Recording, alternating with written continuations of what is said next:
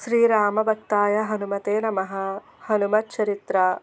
మహాతాత్వికుడు మారుతి. భరత శత్రుఘ్నాదులందరకు శ్రీరామచంద్రుడు హనుమంతుని అత్యధికముగా ప్రేమించుచున్నాడన్న భావం ఏర్పడెను. అది సత్యము కూడా. వారేమైనా ప్రభువునకు చెప్పదలిచినచో హనుమంతుని ద్వారానే చెప్పవలసి వచ్చుచుండెను. హనుమంతుడు స్వయముగా సీతారాములను ప్రశ్నించుచుండెడివాడు. జీవాత్మ పరమాత్మల విషయమై తత్వజ్ఞానమును పొందుచుండెడివాడు. భగవానుడు అతనికి అనేక పర్యాయములు తత్వజ్ఞానమునుపదేశించుచుండెడివాడు. వేదాంత రహస్యములనతడు హనుమంతునకు సంపూర్ణముగా వివరించి చెప్పెను. ఆధ్యాత్మ రామాయణమందలి ప్రాథమిక ప్రసంగములిట్టివే. కృష్ణావతారములో భగవానుడు అర్జున ఉద్ధవులకు ఉపదేశించినట్లు బ్రహ్మాండ పురాణమందు వర్ణింపబడెను.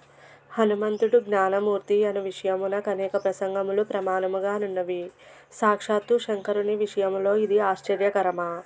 అత్యధికముగా సేవించుచున్న హనుమంతుని చేరి భగవానుడు హనుమంతా, నీవు నా స్వరూపానివి.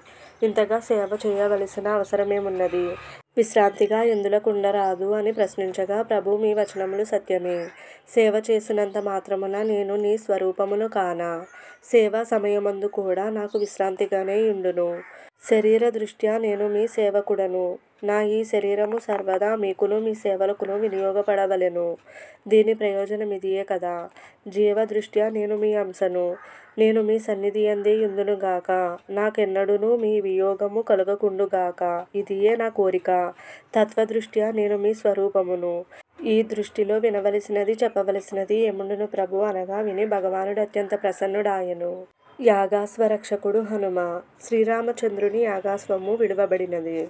శత్రుఘ్న, పుష్కల, లక్ష్మీధరాది మహావీరుల గుర్రమునకు రక్షణార్థము నియమింపబడినారు. హనుమంతుడు కూడా వారి వెంటనున్నాడు. అనేక దేశములలో ఘోర యుద్ధములు జరిగినవి. ఆ సమయములో హనుమంతుడు ప్రదర్శించిన పరాక్రమ విషయములు పద్మపురాణములో పాతాళ ఖండాంతర్గతమైన తదంశమును పఠించినచో తెలియనగును. ఇచట కొన్ని ఘట్టములు సంక్షేపముగా తెలియబడుచున్నవి. చక్రాంగ నగరాధీశుడగు సుబాహునితో యుద్ధము జరుగుచున్నది. అనేక మంది వీరులు హతమైనారు. అనేకులు గాయపడినారు. చిట్ట చివరకు హనుమత్ సుబాహుల మధ్య యుద్ధమేర్పడినది. ఒకే ఒక్క దెబ్బ హనుమంతుడు కొట్టగా సుబాహువు స్మృతి తప్పి పడిపోయెను.